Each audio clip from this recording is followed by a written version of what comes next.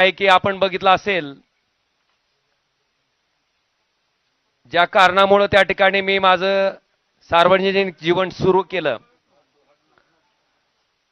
की ह्या वाईट वृत्तीची लोक कुठल्याही परिस्थितीत त्या ठिकाणी राजकारणाच्या पटलावर राहिली नाहीत पाहिजेत.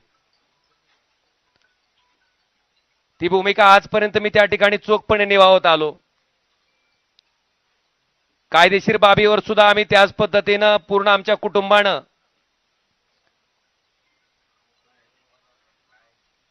महाराष्ट्र पोलीस जे तपास करत होते, कळंबोली पोलीस स्टेशन जे तपास करत होतं, ते दबावाखाली करतंय आणि इथून आम्हाला न्याय मिळू शकत नाही. म्हणून हा तपास सीबीआयकडे वर्ग करावा अशी मागणी, अशी याचिका हायकोर्टात केल्याच्या नंतर या हत्याकांडाचा तपास त्या ठिकाणी सीबीआयकडे वर्ग झाला.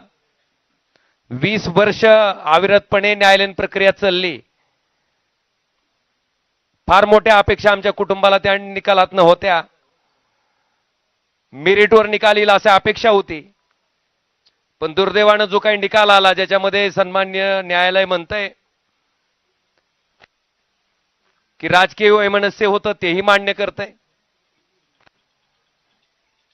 कुठल्याही हत्याकांडामध्ये उद्देश, मोटिव्ह फार महत्वाचा असतो, तेही न्यायालय मान्य करतंय.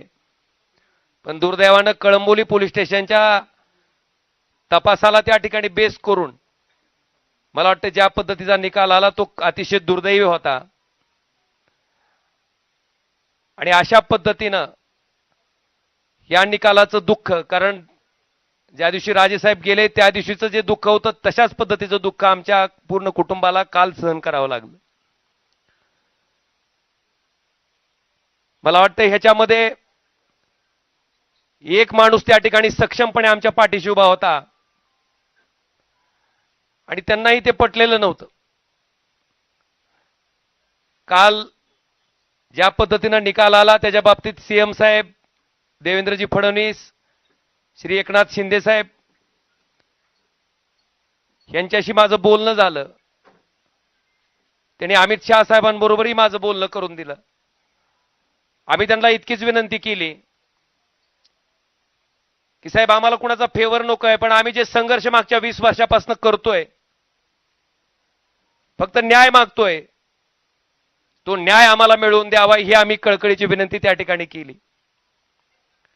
आणि आदरणीय एकनाथ शिंदे साहेबांनी स्वतः समोर येऊन स्टेटमेंट दिलं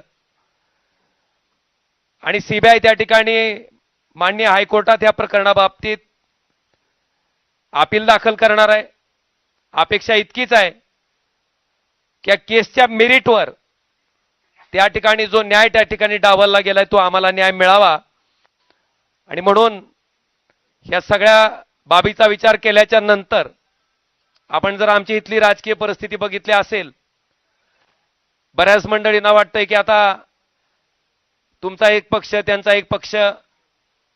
मी अतिशय प्रामाणिकपणे सांगतो की कुठला